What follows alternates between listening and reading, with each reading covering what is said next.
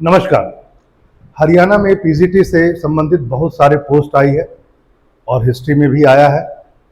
उसी सिलसिले में हम लोग देखते हैं कि गत वर्ष में कौन कौन से प्रश्न आए थे और उनके क्या सही उत्तर हुए। पूरे विश्लेषण के साथ प्रयास यह किया गया है कि आने वाले जो भी एग्जामिनेशन आपके पास में हो या इस बार जो एग्जामिनेशन होने वाला है वहाँ पर भी आपको इससे सहायता मिले। मकसद सिर्फ यह नहीं है कि आंसर बताना, मकसद है पूर्ण विश्लेषण के साथ आगामी परीक्षाओं को पास करना। ठीक है, चलिए देखते हैं जो क्वेश्चन आए थे उस पर चर्चा करें। 2023 में याद रखें हिस्ट्री से संबंधित हम लोग देख रहे हैं। तो पहले क्वेश्चन पर हम लोग आते हैं और बात करते हैं। विवाह होता था, दो प्रकार के विवाह बहुत प्रचलित थे, एक था अनुलोम विवाह और एक था प्रतिलोम विवाह। तो अनुलोम विवाह से उत्पन्न पुत्र को किस कैटेगरी में रखा जाता था, प्रश्न इसी से है। ठीक है, क्या same as the mother, mother के कास्ट वाले, या same as the father, father के कास्ट वाला, या दोनों से डिफरेंट, दोनों से बहुत अलग, या मां से नीचे यानी कि माता की जाति से नीचे। और इसमें ई ऑप्शन भी होता है, मतलब यदि आपको फिल नहीं करना है, जानकारी नहीं है, तो आप ई को जरूर ले इस क्वेश्चन पर। इसका उत्तर होगा मां के समान, यानी माता के कास्ट के समान। पहले आप जान लीजिए कि जो अनुलोम विवाह है इसमें जो होता था उसमें हायर वर्ण का मेल होता था। मेल यानी कि पुरुष, ये हायर वर्ण का होगा यानी उच्च वर्ण का, और जो वुमेन होगी या फीमेल होगा वो लोअर वर्ण का होगा। आपको पता है 4 वर्ण थे, ब्राह्मण, क्षत्रिय, वैश्य, शूद्र। अनुलोम विवाह का मतलब हो गया, सिंपल सा बात है कि यदि ब्राह्मण, क्षत्रिय, वैश्य और शूद्र, और इधर मान लेते हैं ये मेल है, ये फीमेल है, इधर भी ब्राह्मण, क्षत्रिय, वैश्य और शूद्र। यदि ब्राह्मण लड़का क्षत्रिय लड़की या वैश्य लड़की या शूद्र लड़की से शादी करता है तो उसको अनुलोम विवाह कहते हैं। और इससे जस्ट उल्टा, यानी इधर हायर वर्ण और इधर लोअर वर्ण, तो उसको प्रतिलोम कहते हैं। अनुलोम विवाह में जो बच्चा उत्पन्न होता है वह माँ की कास्ट पर जाएगा। ठीक है, ध्यान रखेंगे।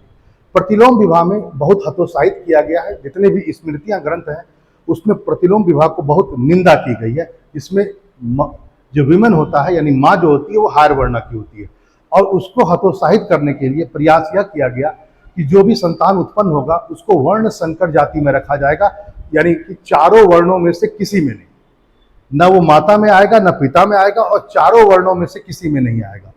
तो यहाँ पर कई बार लोग कंफ्यूज कर जाते हैं, इसको समझिए।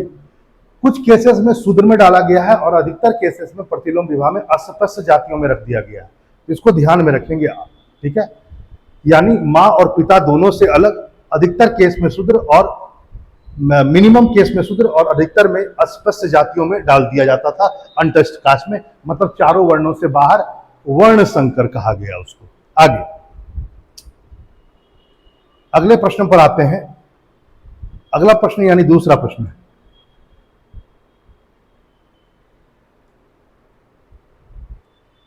Which of the following statement is correct regarding the economy of Harappa. Harappa से संबंधित अर्थव्यवस्था के मामले में कौन सा कथन सही है। केवल एक कथन के बारे में बात करें। पहला है कि economic life of the people was poor, मतलब कि आर्थिक जीवन खराब था। बिल्कुल गलत, आर्थिक जीवन उनका बहुत अच्छा था। एग्रीकल्चर सरप्लस का सिचुएशन था, यानी कि कृषि अधिशेष की स्थिति थी।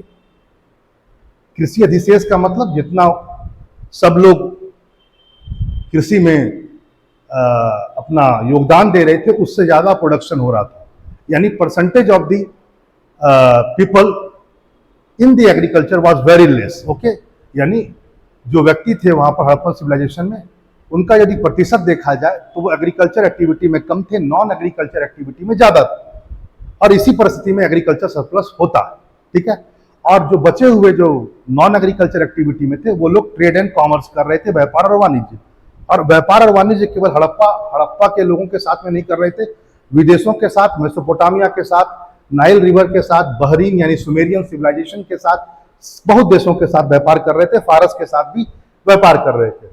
तो व्यापार बहुत अच्छा था, प्रोस्परिटी बहुत ज्यादा थी लोगों में, यानी समृद्धि थी, यानी ये गलत। दूसरा है ऑप्शन है कि Harappan civilisation was only internal trade, ये आपका गलत हो गया। इंटरनल था ही नहीं, फॉरेन भी था, हड़प्पा में भी था, और हड़प्पा के समकालीन जो कांस्य युगीन जो ताम्रपाषाण संस्कृति क्षेत्र था, उनके साथ भी ट्रेड हो रहा था, क्योंकि पूरा भारत हड़प्पन सिविलाइजेशन में नहीं था। बहुत सारा, आप एक बात को ध्यान रखिए कि हड़प्पन सिविलाइजेशन जब भारत में था तो उसमें से कुछ पार्ट में हड़प्पन सिविलाइजेशन था, कुछ पार्ट में चैल्कोलिथिक एरा का लोग थे, यानी कि ताम्रपाषाणी क्षेत्र के लोग थे, और बहुत जगह नियोलिथिक भी था, यानी नवपाषाण के लोग भी थे। एक साथ तीन तीन चीज चल रहा था हड़प्पा में, ठीक है, हड़प्पन सिविलाइजेशन के काल में। तो हड़प्पा का ट्रेड हड़प्पा में भी था, हड़प्पा का ट्रेड चैल्कोलिथिक यानी ताम्रपाषाणी क्षेत्र के लोगों के साथ में भी था, और हड़प्पा का कहाँ ट्रेड था, फॉरेन ट्रेड भी था। तो ये भी गलत हो गया, ये दूसरा भी गलत हो गया। तीसरा है, उनके सील पर शिप और बोट का इमेज प्राप्त हुआ है, फाउंड हुआ है, बिल्कुल सही बात। मोहनजोदड़ो से एक ऐसा सील मिला है जो ऐसा बताता है। सील वस्तुतः, जो सीलों का प्रयोग होता था वो वस्तुतः व्यापार में होता था, एक तरह का वो मार्का था। प्रत्येक सील थे, बहुत प्रकार के सील थे। सील जो थे बेसिकली वो सेलखड़ी से बने हुए थे, स्टेराइल से बने हुए। सेलखड़ी सॉफ्ट रॉक होता है जो नदियों के सतह पर पाया जाता था, ठीक है, उसी से बनाया जाता था क्या, सेलखड़ी यानी स्टेराइल। अगला है, ये तो बिल्कुल गलत होगा कि ईरान में हड़प्पन सिविलाइजेशन का कोई आउटर पोस्ट था, ये गलत है, डी यानी सी इसका उत्तर सही है, ध्यान रखेंगे आप। अगले प्रश्न पर आते हैं।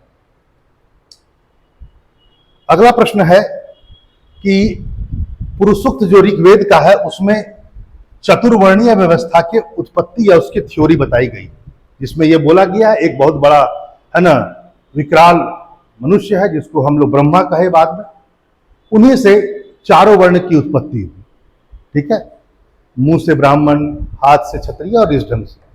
ऐसे ही एक थ्योरी और किस बुक में है, यहां पर यह बात की गई। ऋग्वेद के 10वें मंडल के पुरुष सूक्त में है ये, है ना, ये वर्ण। ऋग्वेद में 10 मंडल है, मतलब 10 चैप्टर। ऋग्वेद 10 भागों में डिवाइड था जिसको मंडल कहते हैं, 1 से लेकर के 10 तक। 10वें मंडल के पुरुष सूक्त में, ध्यान रखेंगे, 10वें मंडल के पुरुष सूक्त में यह वर्णित है, क्योंकि जो मंडल थे वो सुक्ताज में डिवाइड है, कई सारे सूक्त हैं, उसमें पुरुष सूक्त भी है। उत्तर इसका होगा बृहदारण्यक उपनिषद, इसी में है। बृहदारण्यक उपनिषद जो है यजुर्वेद का भाग है, यजुर्वेद का उपनिषद है। यजुर्वेद 2 भाग में डिवाइड है, कृष्ण यजुर और शुक्ल यजुर, ठीक है, इस बात को आप समझेंगे। यजुर्वेद जो है वो कृष्ण यजुर और शुक्ल यजुर में डिवाइड है, और जो शुक्ल यजुर है उसी से संबंधित यह उपनिषद था।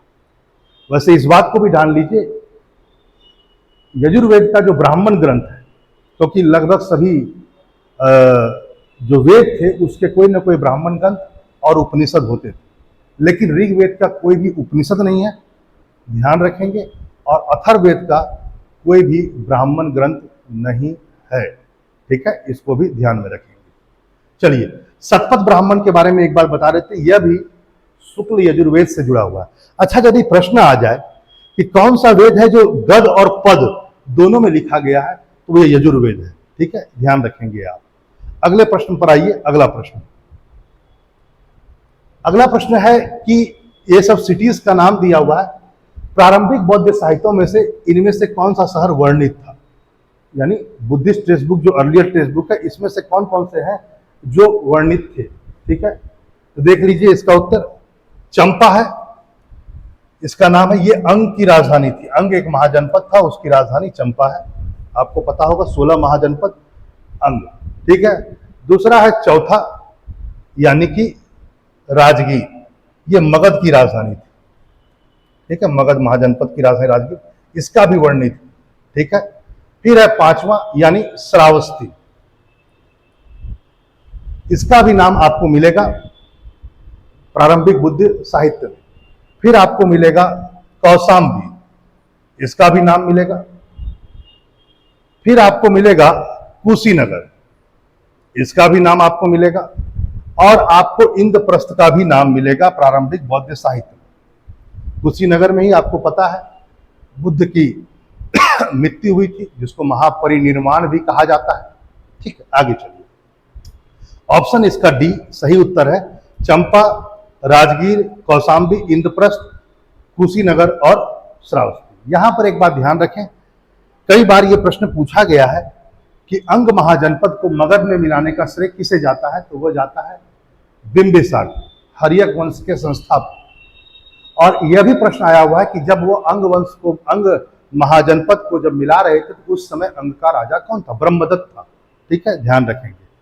अगले प्रश्न पर आते हैं, कौन सा अभिलेख है, पूछा गया अभिलेख या शिलालेख है ना, रॉक एडिक्ट, जिसमें पहली बार विष्टि यानी फोर्स लेबर यानी कहा जाए बलात् शर्म यानी कि काम करवा लो और पैसा मत दो, उसका प्रयोग किया गया है। उसके बारे में हमें जानकारी मिलती है। ये जानकारी मिलती है रुद्रदामन के जूनागढ़ अभिलेख से। रुद्रदामन का जूनागढ़ अभिलेख, रुद्रदामन शक राजा थे। रुद्रदामन प्रथम का जो जूनागढ़ अभिलेख है, इस बात को जान लीजिए, संस्कृत भाषा में लिखा गया प्रथम अभिलेख है भारत का। इससे पहले जो भी अभिलेख आपको मिलेंगे वो प्राकृत भाषा के मिलेंगे। अशोक ने जितने भी अभिलेख निकाले वो प्राकृत भाषा में थे। पहली बार विशुद्ध संस्कृत का अभिलेख रुद्रदामन का जूनागढ़ अभिलेख है। यहां पर एक बात जरूर आप ध्यान रखें, सुदर्शन झील, आप पढ़ते हैं ना कि सुदर्शन झील का निर्माण किसने कराया था, तो आप पढ़े होंगे चंद्रगुप्त मौर्य ने कराया। अच्छा, उसका निर्माण चंद्रगुप्त मौर्य ने करवाया, उसको रिपेयर यानी उसका मरम्मत जो कराई अशोक ने भी करवाया, रुद्रदामन ने भी करवाया। इसकी जानकारी इसी से मिलती है, इस अभिलेख से। और स्कंदगुप्त गुप्त शासक ने भी करवाया। तीनों बनाया किसने था, चंद्रगुप्त। प्रश्न ये आया हुआ है, अच्छा प्रश्न है, कि इनमें से किस शासक ने विष्टि यानी बलात् शर्म का यानी फोर्स लेबर का प्रयोग नहीं किया। रुद्रदामन ने ही नहीं किया था, बाकी सभी ने किया है। यानी यहां से आप ये कंक्लूजन मत निकाल लीजिएगा कि रुद्रदामन प्रथम का वर्णन है तो रुद्रदामन प्रथम ने प्रयोग किया होगा बलात् शर्म का। बाकायदा मैं बता दूं, सुदर्शन झील के मरम्मत में रुद्रदामन पहला शासक है जिसने किसी प्रकार का विष्टि का प्रयोग नहीं किया, बलात् शर्म का प्रयोग नहीं किया। चलिए अगले प्रश्न पर आते हैं। अगला प्रश्न देखते हैं। प्रश्न है कि आप जान रहे होंगे, प्रश्न जो है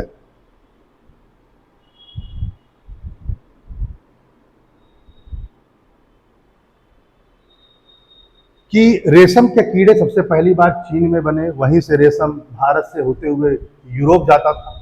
वह रास्ता जिससे भारत से होते हुए यूरोप जाता था उसको सिल्क मार्ग कहते थे। कुषाण काल में भारत का आर्थिक प्रगति में इसका बहुत बड़ा रोल है। किसका, ये सिल्क मार्ग का, क्योंकि भारत पारागमन मार्ग, ट्रांजिट रूट प्रोवाइड करता था। और एक बात जान लीजिए, चीन के व्यापारियों को रोम तक पहुंचाने की इजाजत नहीं थी सिल्क, बाकायदा भारत को वो देता था और भारतीय व्यापारी ऊपर लेकर पहुंचाते थे। प्रश्न इससे थोड़ा अलग है। प्रश्न यह है कि सिल्क के कीड़े बेजेंटाइन एम्पायर कब पहुंचे, यानी यूरोप कब पहुंचे, किस समय पहुंचे। ठीक है, और इस कारण से क्या हो गया, भारत में विदेशी व्यापार घट गया। क्योंकि देखो, पहले चाइना में सिल्क बनता था, मान लेते हैं ये सिल्क चाइना है, चाइना में सिल्क बनता था क्योंकि सिल्क, रेशम के कीड़ों से सिल्क बनाने की विधि चाइनीज को पता था। यहां इंडिया आता था, इंडिया के व्यापारी क्या करते होंगे, इसको लेते होंगे, फिर ये आगे यूरोप तक यानी रोमन एम्पायर तक पहुंचाते थे। वाजिब बात है, बहुत लाभ कमाते थे भारतीय, लेकिन वो बंद हो गया। क्योंकि आंसर बी है, 551 एडी में रोमन्स यानी खासकर जो यूरोपीय लोग हैं वो सीख गए कैसे बनाया जाता है सिल्क को, सिल्क वॉर्म से यानी रेशम के कीड़ों से। और भारत में यहां पर एक बात ध्यान रखेंगे, रोमन साम्राज्य 330 ईस्वी में एडी में समाप्त हो गया। ध्यान रखेंगे, रोमन साम्राज्य जो था वो 330 ईस्वी में समाप्त हो गया और उसकी जगह पर दो एम्पायर बने। एक हो गया वेस्टर्न रोमन एम्पायर और दूसरा हो गया ईस्टर्न रोमन एम्पायर, पूर्वी रोमन साम्राज्य। पूर्वी रोमन साम्राज्य को ही कहा जाता था बेजेंटाइन एम्पायर। ठीक है, ध्यान रखेंगे। और ये 330 ईसा पूर्व में आकर के ये बना। ठीक है, 330 ईसा पूर्व में आकर के ये बना और लगभग 1453, याद रखेंगे 1453 तक ये एम्पायर बना रहा, Roman empire, sorry Byzantine empire. ठीक है, ध्यान रखें। अगला प्रश्न है कि हर्षवर्धन जो एक बहुत बड़े शासक है, माना जाता है अंतिम महान हिंदू शासक, पुष्यभूति वंश के यह थे। इनमें से, और थानेश्वर हरियाणा इनकी राजधानी थी। लेखक कौन नहीं, कौन से बुक इन्होंने नहीं लिखा। देखिए, रत्नावली, प्रियदर्शिका और नागनंदा इन्होंने लिखा है। हर्षचरित इन्होंने नहीं लिखा है, बाण भट्ट ने लिखा। बाण भट्ट जो उनका राज कवि था, स्टेट पोएट था, उन्होंने लिखा। ये तीनों ही बुकें याद रखें, संस्कृत में लिखी गई। बाण भट्ट की एक और बुक है कादम्बरी, याद रखेंगे, या कादम्बरी। अगले प्रश्न पर आते हैं। प्रश्न है, इनमें से कौन सा सुल्तान हिंदू मां के गर्भ से उत्पन्न हुआ था, यानी मदर जो थी वो हिंदू थी। तो इसका उत्तर है, जान लीजिए, नसीरुद्दीन खुसरो, गयासुद्दीन तुगलक, सिकंदर लोदी और फिरोज शाह तुगलक। ये चार ऑप्शन मिला लीजिएगा। ये जो चार हैं, ये चारों हिंदू मां से उत्पन्न पुत्र थे। ठीक है, ध्यान रखेंगे इस बात को। अगले प्रश्न पर आते हैं। अलाउद्दीन खिलजी के विषय में कुछ प्रश्न दिया हुआ है, जरा देखा जाए। पूछा गया है कि अलाउद्दीन ने क्या किया था। विभिन्न आवश्यक वस्तुओं की कीमतों को कम किया और उन वस्तुओं के लिए अलग बाजार स्थापित किए। ठीक है, बिल्कुल सही बात, इसने किया, यह काम इसने किया था। दूसरा, cancel several types of land grants, जैसे इनाम, वफ्र, एटीसी। कई प्रकार के भूमि अनुदान जैसे इनाम, वफ्र आदि को रद्द कर दिया, यह भी सही है। तीसरा, दूसरा छूट गया, मैं बता देता हूं। दूसरा है reduce land revenue demand of the state by eliminating middle man. देखिए, सभी प्रकार के बिचौलियों का मतलब जमींदार, उस समय जमींदार नहीं कहते थे, उस समय जो था खुद मुकद्दम और चौधरी कहा जाता था। वही इकट्ठा करके सेंटर तक या सरकारी कर्मचारी को पैसा देते थे, राजस्व इकट्ठा करके गांव से, खुद मुकद्दम चौधरी। ठीक है, उनके विशेषाधिकार को समाप्त कर दिया। अब वो नहीं, क्या कहता है, इकट्ठा करने का राइट जो था उनके पास, वो छीन लिया गया। एक बात और भी जान लीजिए, अलाउद्दीन खिलजी से पहले जितने भी सुल्तान हुए हैं, उन्होंने जो कुछ प्रिविलेजेस, कुछ विशेषाधिकार जो दे रखा था इन बिचौलियों को, यानी खुद मुकद्दम चौधरी, जिसे बाद में जमींदार कहा जाएगा, ये अपने लैंड का टैक्स नहीं देते थे। और दूसरा बात, एजेंट के रूप में काम करते थे, बाकी का रेवेन्यू कलेक्ट करके दे देते थे। अलाउद्दीन खिलजी ने ये दोनों विशेषाधिकार को तो ले लिया, अब वो अपने लैंड का भी टैक्स देंगे और बिचौलियों का काम भी नहीं करेंगे। लेकिन लैंड रेवेन्यू को उसने कम नहीं किया था। ठीक है, उसने तो 50% कर दिया था। दिल्ली सल्तनत का पहला सुल्तान जिसने लगान की दर 50% की, यानी ये गलत, ये सही है, ये सही है। ठीक है, आगे तीसरा, चौथा में आते हैं।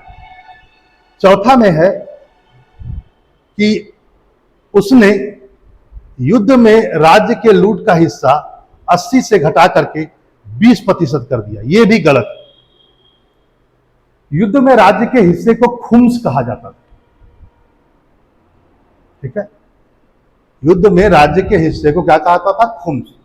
अलाउद्दीन से पहले स्थिति यह थी, शरीयत के अकॉर्डिंग, जान लीजिए, जो शरीयत कहता है वह कहता था कि 1/5 भाग राज्य रखेगा और 4/5 भाग सैनिकों में डिवाइड होगा।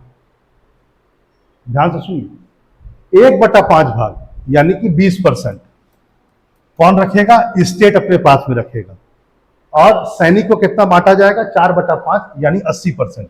अलाउद्दीन खिलजी ने पहला सुल्तान था जो शरीयत के विरुद्ध होते हुए फैसला दिया और 4/5 यानी 80% स्टेट ने अपने पास में रखा सैनिकों के बीच में, यानी ये भी गलत है।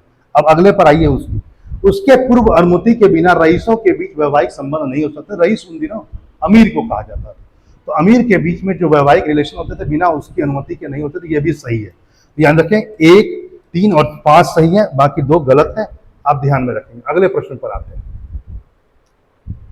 अगला प्रश्न है, जरा ध्यान रखें भैया, ये सभी निर्गुण संत हैं, निर्गुण संतों का नाम दिया गया। इसमें पूछा गया कि क्या सभी हैं निर्गुण संत, उत्तर मैंने पहले ही बता दिया, हाँ सभी हैं निर्गुण संत।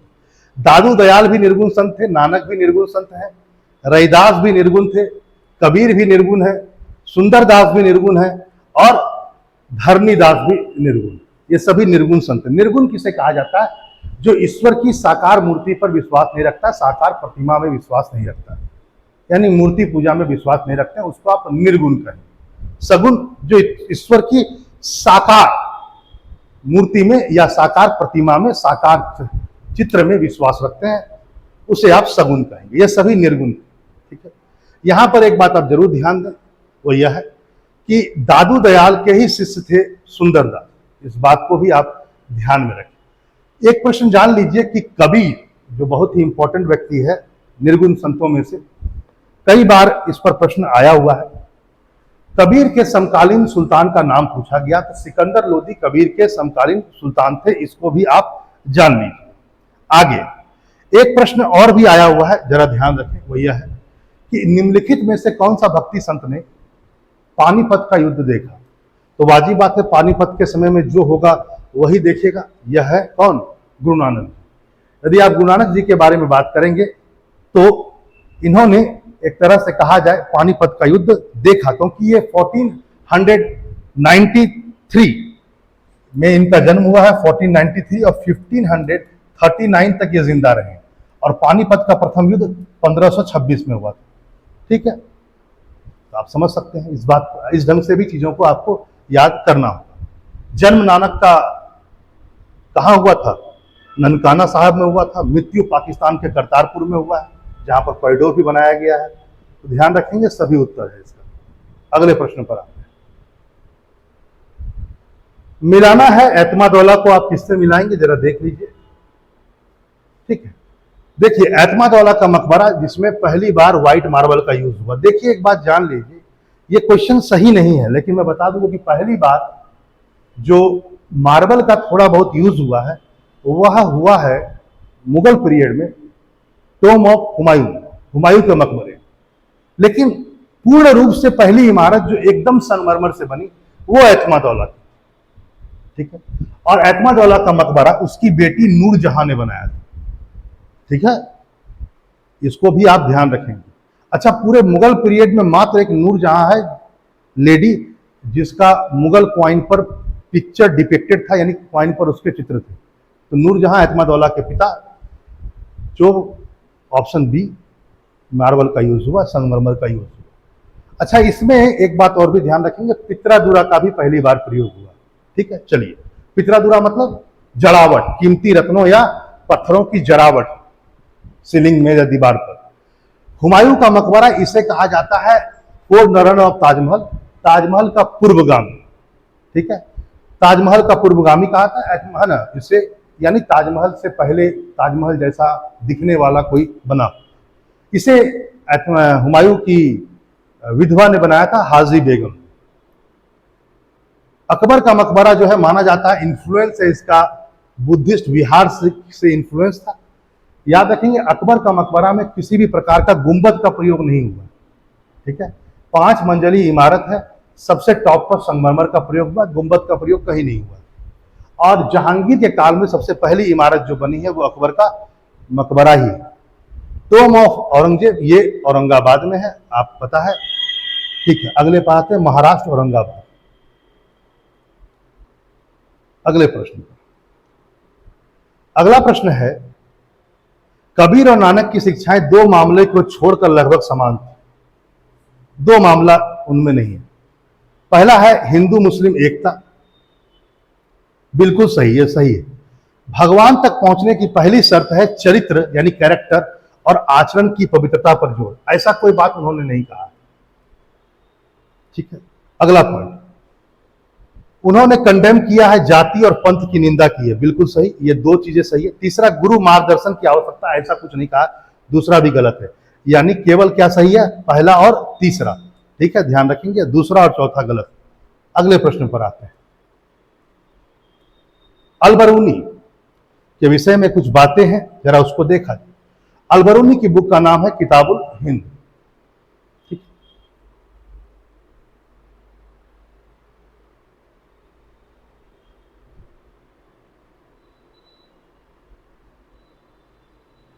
अलबरूनी की किताब किताबुल हिंद में विषय में भारतीयों की प्रवीणता बहुत उच्च डिग्री की थी, उसकी बातें की गई है।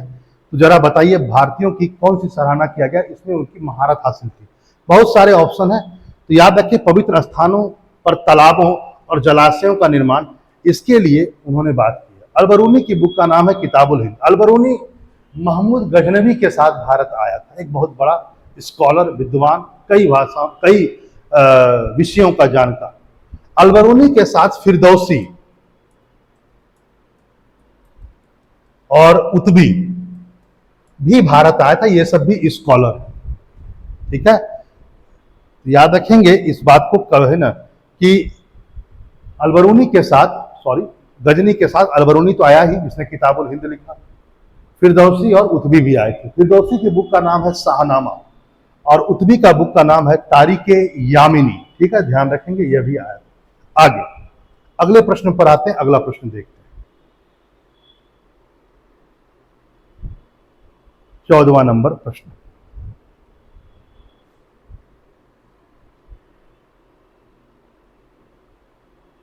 पहला है establishment of imperial and provincial legislature council, ठीक है।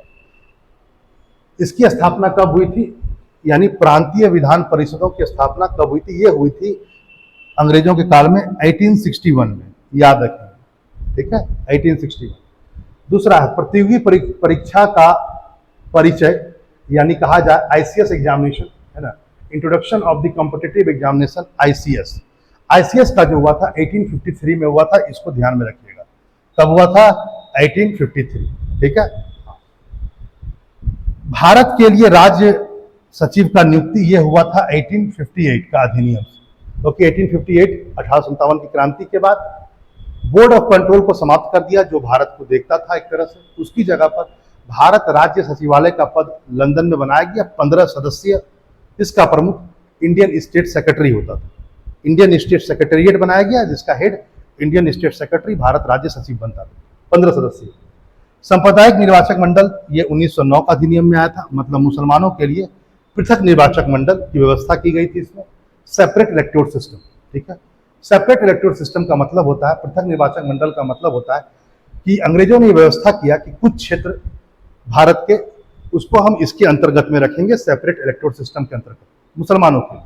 यानी मान लो कोई एक क्षेत्र जहां पर मुस्लिम आबादी ज्यादा है, उसको इसके अंडर में रखेंगे, और वहां से यदि कोई भी पार्टी चुनाव लड़ती है तो केवल उस पार्टी को मुस्लिम कैंडिडेट को उतारना होगा और मुसलमान ही उस एरिया केवल वोट करेंगे। रिजर्वेशन में ऐसा नहीं होता। रिजर्वेशन में यदि कोई एससी एसटी सीट के लिए आरक्षित किया जाता है आज की तारीख में, तो बीजेपी हो चाहे कांग्रेस हो, वो खड़ा तो करती है कैंडिडेट को एससी एसटी, लेकिन वोट तो सभी करते हैं उस एरिया के। सेपरेट निर्वाचन मंडल में, पृथक निर्वाचक मंडल में ऐसी व्यवस्था नहीं थी, केवल मुस्लिम कैंडिडेट खड़ा होंगे और वोट भी केवल मुस्लिम ही करेंगे। 1909 का अधिनियम, ठीक है, आपने देख। अगले प्रश्न पर आते हैं, 15वां प्रश्न। 15वां प्रश्न है हिस्ट्री ऑफ इंडियन म्यूटिनी। ये बुक है बेसिकली मेलिसन का, जेबी मेलिसन का, ठीक है, याद रखेंगे, जेबी मेलिसन। भारत में सिपाही युद्ध का इतिहास, ये है sir JW Kaye, the history of sepoy war in India. Sepoy बोलते थे जो भारतीय अंग्रेजी सेना में थे, उनको सिपाही कहा जाता था, उनको सीपॉय कहा जाता था। ये काय के द्वारा लिखा गया, ठीक है, इसको भी ध्यान रखें, ठीक है। अगला प्रश्न पर देखते हैं और ध्यान देते हैं। अगला जो है, इसको जरा देख लीजिए, वो यह है कि इंडियन म्यूटनी, ये जो है TR होम्स का है, ठीक है। इंडियन म्यूटनी किसका है? TR होम्स का। मैं ऑप्शन नहीं देख रहा हूं, यदि कुछ गलत हो ऑप्शन तो मिला लीजिएगा, क्योंकि ऑप्शन गलत हो सकता है। 1857 जो है ये एसन सेन का है। 1857 किसका है? एसन सेन का है। And the sepoy revolt its causes and consequence, ये मिलिट्स का है, H मिलिट, याद रखेंगे, ये H मिलिट्स। फिर से बोल देता हूं मैं। पहला, भारतीय म्यूटिनी का इतिहास, यह है मेलिसन का। भारत में सिपाही युद्ध का इतिहास, यह है काय का। भारतीय समुदाय, इंडियन म्यूटिनी जो है, ये किसका है? TR होम्स का। आगे है सिपाही विद्रोह, उसके कारण और उसके परिणाम, ये किसका है? मीड का। और 1857 केवल है, वह एसन सेन का। और जान लीजिए, एसन सेन ही 1857 क्रांति के सरकारी इतिहासकार थे, ठीक है। आगे आइए, यहां पर कुछ चीजें हैं, जरा इसको भी देख लिया जाए, है ना। बुद्धो भगत कोल विद्रोह से संबंधित एक थे, कोल विद्रोह। कोल विद्रोह झारखंड में हुआ था, ध्यान रखेंगे। कोल विद्रोह कहां हुआ था? झारखंड। अल्लूरी सीताराम राजू, अल्लूरी सीताराम राजू जो है यह बेसिकली कोया विद्रोह से संबंधित, ठीक है। यह आंध्र प्रदेश का क्षेत्र है, रंपा क्षेत्र भी इसे बोला जाता था। आंध्र प्रदेश और उड़ीसा से मिलता जुलता जो क्षेत्र है बॉर्डर पर, रंपा क्षेत्र, वहीं पर कोया विद्रोह हुआ था 1922-1924 के बीच, जस्ट प्रथम विश्व युद्ध के बाद। तो अल्लूरी सीताराम राजू ने इसको लीड किया था, याद रखिए। अगला खोंड विद्रोह है किसका? चक बिसोई का, ठीक है। खोंड विद्रोह कहां है? चक बिसोई संबंधित है, 1846-48, बहुत याद रखेंगे।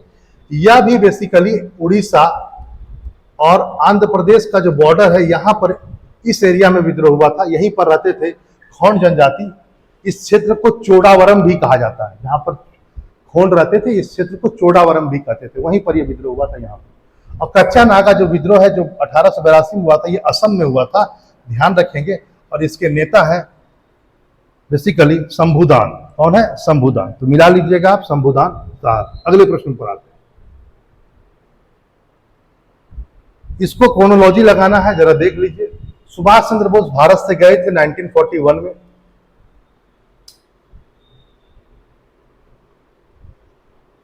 एक तरह से कहा जाए मुक्ति दिवस या उद्धार दिवस, जब कांग्रेस के सारे मंत्रियों ने इस्तीफा दे दिया था, उसके बाद इन लोगों ने मुक्ति दिवस मनाया था 22 दिसंबर, मुस्लिम लीग ने 1939 में।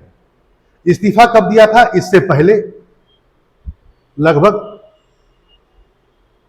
22 अक्टूबर 1939 को इन्होंने क्या किया था? इस्तीफा दिया था।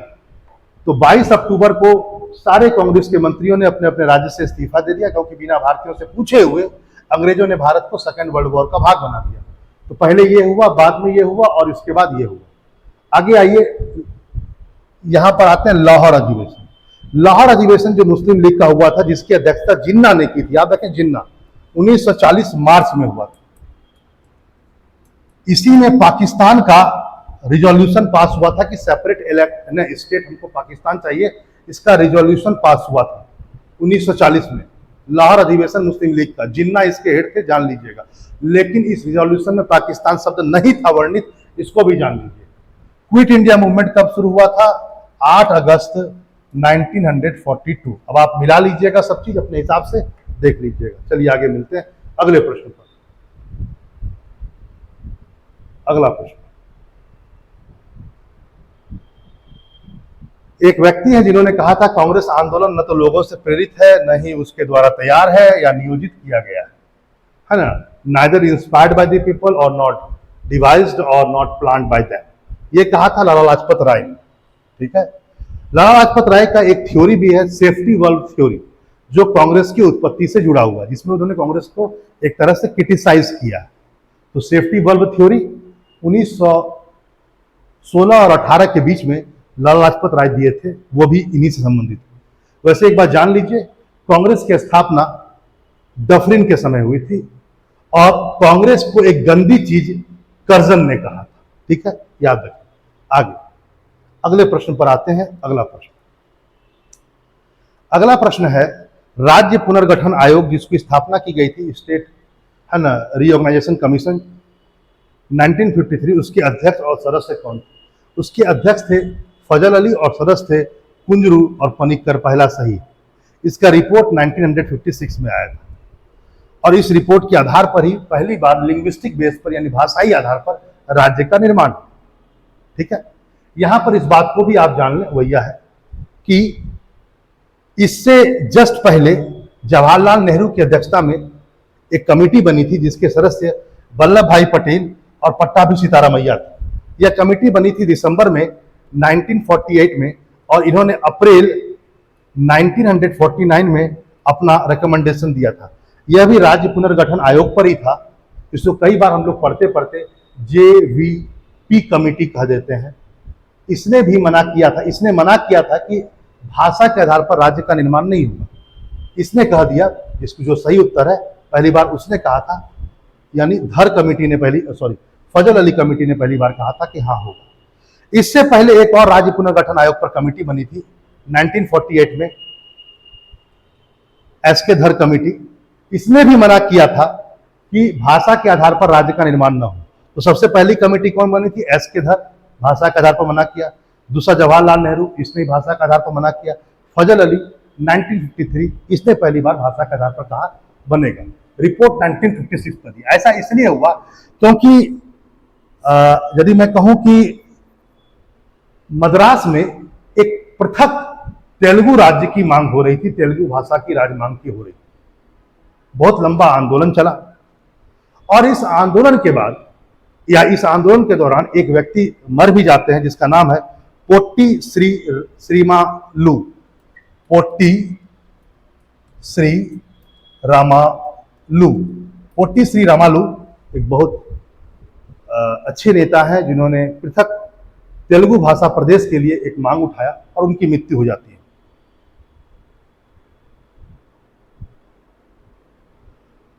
और इनकी मृत्यु के बाद मजबूरी में यह कमेटी बनती है और उसके बाद राज्य पुनर्गठन आयोग भाषा के आधार पर बनाया जाता है। इस बात को भी जान लीजिए। अच्छा, यदि पूछा जाए कि पृथक तेलुगु भाषा के लिए जो राज्य बना जिसका नाम आंध्र प्रदेश बना, अच्छा ये इनकी मृत्यु के बाद ही 1953 में पृथक तेलुगु स्टेट बन गया जिसका नाम आंध्र प्रदेश बना। ये नहीं कि धर कमेटी की रिपोर्ट फजल अली कमेटी की रिपोर्ट के बाद बना है, ऐसा नहीं। फजल अली कमेटी की रिपोर्ट तो 56 में आया, उससे पहले ही आंध्र पहला राज्य बना जो भाषा के आधार पर बना। इस बात को जान लीजिएगा। अच्छा, जो आंदोलन चलाया गया था उसका नाम था विशालांध्र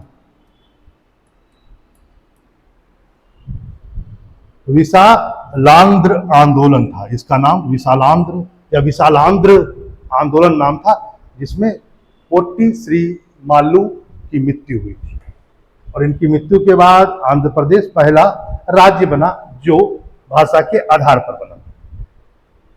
ठीक है, आगे आइए। ऐसा सर और रीजनिंग है कि क्या दयानंद सरस्वती ने पहली बार स्वराज शब्द का यूज किया और क्या उनके स्वराज का मतलब कंप्लीट होता था या वो पहले थे? He was the first to demand complete independence for India. बिल्कुल सही, दोनों कथन सही है और इसकी पुष्टि भी करता है, यानी इसका आंसर हो जाएगा ए, क्योंकि उनकी नजर में स्वराज जो है वह पूर्ण आजादी है। क्योंकि दयानंद सरस्वती ने बाकायदा कहा कि बुरे से बुरा देशीय शासन विदेशी शासन से अच्छा हो। आपको पता ही होगा, वेदों की और लौटो उनका स्लोगन भी। आर्य समाज की उन्होंने स्थापना 1975 में की थी दयानंद सरस्वती ने, आपको पता है। दयानंद सरस्वती की सबसे प्रमुख बुक पाखंड खंडन है, इसको भी आप जान लें। ठीक है, कौन सी बुक है? पाखंड खंडन, ये उनकी बुक का नाम। ठीक है, चलिए अभी और भी बचा हुआ है, हम लोगों ने विस्तृत विश्लेषण किया, वीडियो बड़ा बन जाएगा, थोड़ा थोड़ा करके आपको बनाएंगे। कोई भी प्रकार की और जानकारी हो तो हम लोगों का डिस्क्रिप्शन बॉक्स में फ़ोन नंबर, व्हाट्सएप नंबर सब दिया हुआ है, उस पर आप बात कर सकते हैं। यदि आप पीजीटी हिस्ट्री के लिए या अदर सब्जेक्ट के लिए, खासकर पॉलिटिकल साइंस के लिए इनरोल होना चाहते हैं तो आप संपर्क कर सकते हैं। ठीक है, फिर मिलते हैं इसी श्रृंखला को आगे बढ़ाते हुए। नमस्कार।